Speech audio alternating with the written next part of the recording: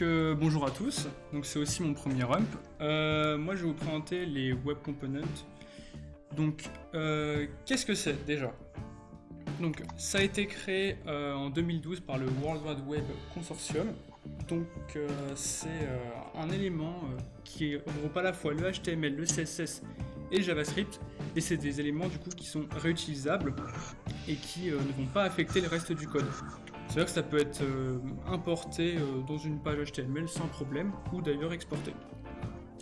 Donc un Web Component, c'est composé de trois choses. Tout d'abord, les Custom Elements. Concrètement, c'est quelque chose qui va vous permettre de créer vos propres balises. Donc en HTML, on a les divs, les PH, etc.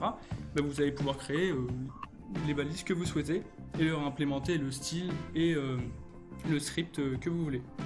Ensuite, on a les HTML templates. Concrètement, c'est des squelettes d'HTML qui vont ensuite être générés dynamiquement en JavaScript. Mais je vais revenir là-dessus tout à l'heure.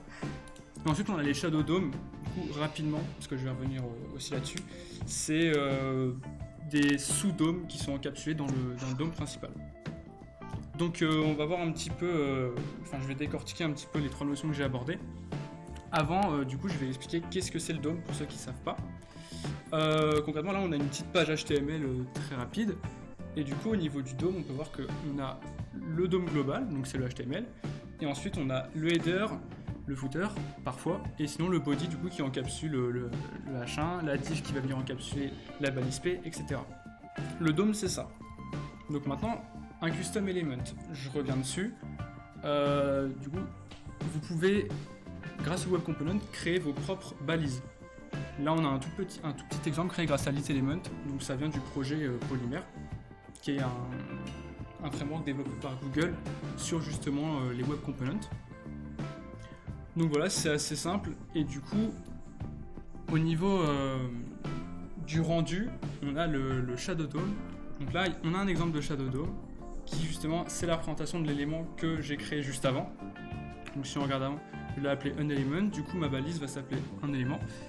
Et on ne voit pas le DOM. On voit ce qu'il y a avant, mais à l'intérieur on ne voit pas, ça n'apparaît pas. Si on clique, du coup là on peut voir qu'il y a bien l'élément que j'ai, il y a bien les balises que j'ai mis dans mon Web Component. Donc c'est ça l'intérêt principal des Web Components, c'est-à-dire que vous allez isoler le composant du reste de la page, ce qui fait que si vous définissez un style global dans la page, ça affectera pas le component, et inversement.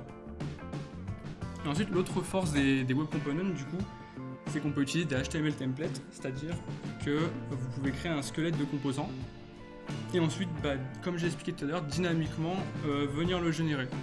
Vous pouvez aussi créer encapsuler des composants dans des composants, donc ça peut vite être plutôt cool. Du coup, maintenant, je vais montrer rapidement un exemple d'utilisation de la librairie Polymer. Donc, je vais venir donc, sur le code. Donc là, j'ai créé rapidement un petit composant du coup qui utilise Polymer. Du coup, c'est très très simple de s'en servir. Il suffit d'importer ce qu'on veut. Donc voilà, là, j'ai importé un bouton, j'ai importé une barre de progression et j'ai importé un petit menu. Et du coup, au niveau de la page, voilà. Concrètement, on a directement des composants qui sont efficaces, avec un style qui est préparé, et moi j'ai pas eu à coder plus que ça en fait, vraiment. Donc c'est ça aussi la force des composants, des Web Components, c'est que on peut avoir un résultat concret très rapide, sans forcément appliquer plus d'efforts que ça. Et donc du coup je vais pouvoir conclure ce rump avec l'avis de la communauté WebDev dessus, parce que c'est assez scindé. Donc moi ce que je peux en penser, c'est que les Web Components ils auront de plus en plus de place, ils prendront de plus en plus de place dans le futur, et que ça a vraiment changé le HTML, parce qu'avant c'était vraiment pas possible d'exporter des éléments. Maintenant c'est possible, ça a permis de créer une véritable architecture et une approche assez modulaire des implémentations web qu'on n'avait pas avant, et de créer aussi des composants personnalisés. Et du coup, comme j'ai dit, au sein de la communauté web, l'avis est assez partagé. Certains disent que c'est une révolution, c'est très très très bien. Mais d'autres que ça a vraiment apporté pas mal de problèmes. Par exemple, au niveau des Shadow Dome, euh, ça peut aussi servir de cache-misère si vous créez des components HTML qui sont très très mal faits, avec 30 000 balises encapsulées. Vous avez juste à mettre un Shadow Dome et hop, c'est invisible. Mais du coup, ça peut amener les développeurs à avoir une certaine flemme, ce qui n'est pas du tout le but recherché. Et c'est ça le problème, à laisser aussi beaucoup de liberté aux développeurs vis-à-vis des web components. Donc je pense que c'est une technologie qui est très intéressante, mais c'est à utiliser à bon escient et pas forcément comme un moyen de facilité. Du coup voilà, merci à vous de m'avoir écouté.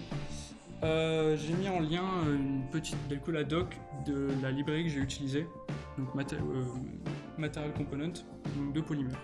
Du coup voilà, si vous avez des questions, n'hésitez pas.